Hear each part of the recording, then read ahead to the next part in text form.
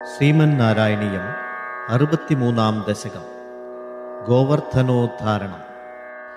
ദദൃശിരേ കില തൽക്ഷണമക്ഷത സനിതജിംഭിത കമ്പിത ദിക്തട സുഷമയാ ഭവദംഗതുലാം ഗത പ്രജപദോ പരിവാരിധരാസ്ത്വയാ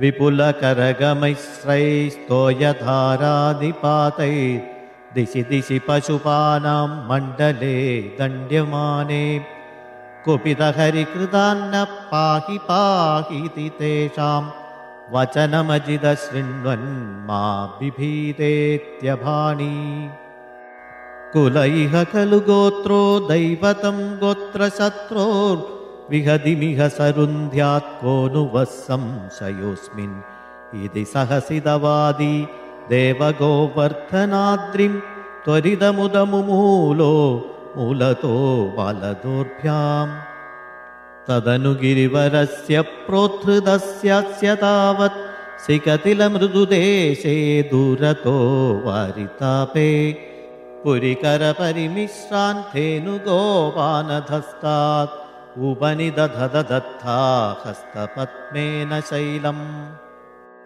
भवति विधृतशैले बालिकाभिर्वयस्यै अभिविहितविलासं केलिलापादिलोले सवितमिलितधेनूरेकहस्तेन कण्डू यदि सदि पशुपालास्तोषमैषन्द सर्वे अतिमहान् गिरिरेष तु वामके करसरोरुहितं धरते चिरम् किमिदमद्भुतमत्रिबलं न्विति त्वदवलोकिभिराहति गोपकै हहधार्त्यममुष्ट्यवटोर्गिरिं व्यथितबाहुरसावरोपयेत् इति हरिस्त्वयि बद्धविगर्हणो दिवससप्तकमुग्रमवर्षयत् अचलति त्वयि देवपदात्पदम् गलित सर्वजले च घनोत्करे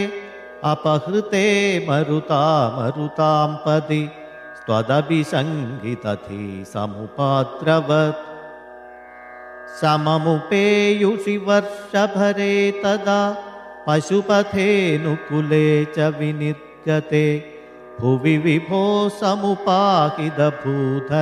प्रमुदितै पशुपै परिरेभिषे धरणिमेव पुरा धृतवानसि क्षितिधरोद्धरणे तव कश्रम इति नुतस्त्रिदशैकमलापते गुरुपुरालय पालय मां गतात्.